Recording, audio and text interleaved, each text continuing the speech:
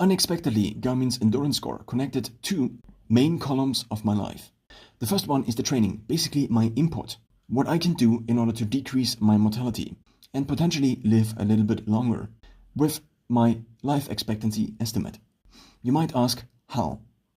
I did a gene test, and on this I have a report in which I came out at the 7th to 10th percentile in terms of longevity, meaning assuming a 75-year life expectancy. This would put me at, in total, 58 years of life expectancy.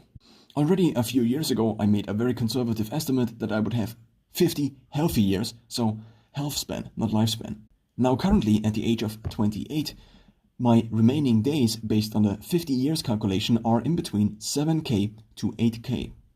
And endurance score seems to overlap with this. Now you might ask, what is the correlation between cardiovascular ability, as may be approximated by VO2 max, and also endurance score? Which I have to say, I don't know. What I do know is that there was a study done on 120,000 people where the top 5% in this study had a 5-fold lower mortality risk compared to the bottom 25%.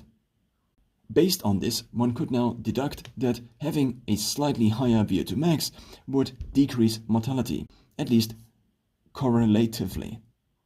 Garmin's endurance score now seems to fill the VO2 max estimate filled hole that, well, the disadvantages of Garmin's VO2 max create.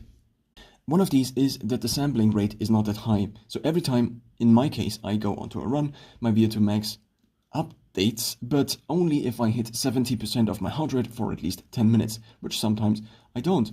And so endurance score is apparently also for endurance. Now, whether endurance translates directly to cardiovascular health and to also the same thing VO2 max or higher VO2 max would correlate to, I can't say.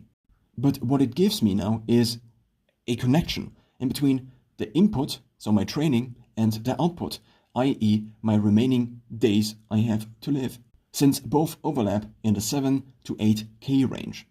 So the higher I get my endurance score, the more days I have left to live. I think this is a quite nice incentive structure, even though it's probably quite unscientific.